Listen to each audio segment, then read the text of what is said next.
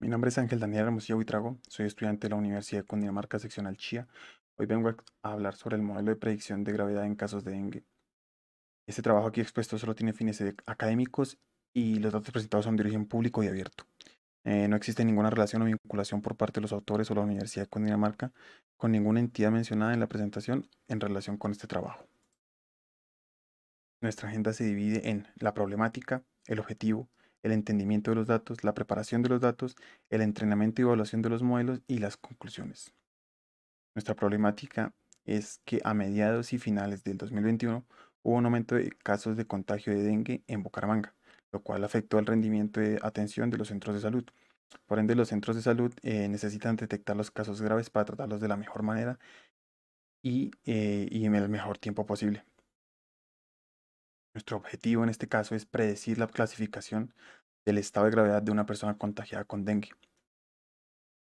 Vamos a identificar, nuestro criterio de éxito es identificar con una eficacia del 90% la clasificación de la gravedad de una persona contagiada por dengue. Los dos datasets que usaremos en este caso son uno del gobierno y una página climática. Los datos del gobierno son un histórico de contagios de dengue del 2015 hasta la tercera semana del 2022 y por su parte en la parte de los datos climáticos tenemos un histórico desde el 2015 hasta la tercera semana del 2022 en el clima de Bucaramanga. Nuestro entendimiento de los datos se basa en la cantidad de datos que tenemos y con los que necesitamos para realizar el entendimiento. Tenemos que son 10.000 filas y 115 columnas del dataset del gobierno, con lo cual en nuestro caso se quedaría con 9.000 y 36 columnas relevantes en este caso, la predicción. En el caso del segundo dataset, tenemos la cantidad de datos de 2.647 y como podemos ver, 5 columnas y como podemos ver abajo tenemos usado el dataset en su totalidad. Acá, en esta parte, necesitamos categorizar eh, qué tipo de dato es y darle una breve descripción de qué es lo que significa lo que tienen esos datos.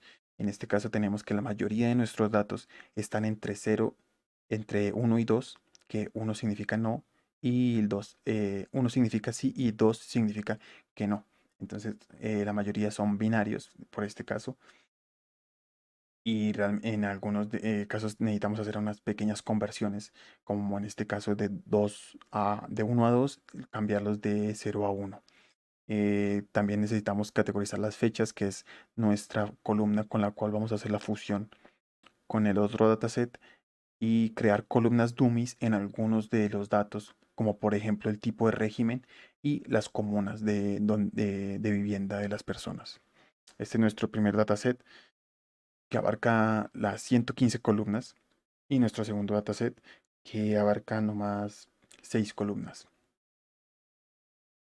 Tenemos la preparación de los datos, que es básicamente hacer lo que se hizo en el entendimiento de los datos. Necesitamos convertir las variables, por ejemplo, la variable de sexo estaba en M y F, la cambiamos a 0 y 1. Hicimos columnas dummy de las comunas, del régimen, normalizamos la edad entre 0 y 1, convertimos de 2 a 0 y 1 a 1, básicamente la mayoría de columnas como se pueden ver que tenían esta característica. Normalizamos la temperatura y la humedad del segundo dataset y ya directamente pasamos al entrenamiento de los datos. Usamos 6 modelos, de los cuales 2 son clasificatorios y uno es de y 3 son de predicción. Acá en esta parte dividimos todos los datos en 3 partes: entrenamiento, testeo y validación. Tenemos nuestros 6 modelos, de los cuales los más importantes aquí vamos a usar los de clasificación, son regresión logística y el SVC. En la parte de las tablas que sacamos, tenemos del entrenamiento, validación y prueba, un porcentaje de 70-15-15 con 7.000, 1.500 y 1.500 datos. Para entrenamiento, validación y prueba, nuestros dos algoritmos usados, el SVC y el regresión logística, con la métrica del score en los dos casos y las tasas obtenidas, que son del 98 y 99%.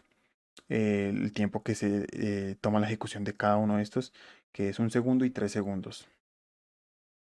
En nuestra parte de conclusiones, sacamos una tabla, hicimos una tabla validando, ya que el porcentaje de primeras era muy alto, nos daba por encima del 98%. Entonces realmente necesitamos saber qué pasaba, cuáles eran, qué era teníamos la idea de que había una columna que tenía más peso sobre otras. Entonces validamos quitando la mayoría de columnas a ver si nos daba una pequeña variación del score y como se muestra en esta tabla, vemos que al quitar la edad y los síntomas, eh, la predicción cae por debajo del 85% y al momento de quitar las dos, cae por debajo incluso del 80%.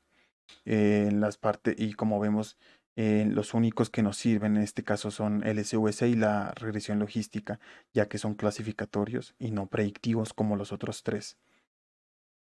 Entonces, de esto podemos concluir que hay una clara diferencia cuando se eliminan las columnas de síntomas y la edad, lo cual nos permite inferir que estas dos columnas son las que tienen más peso al momento de evaluar la gravedad del dengue.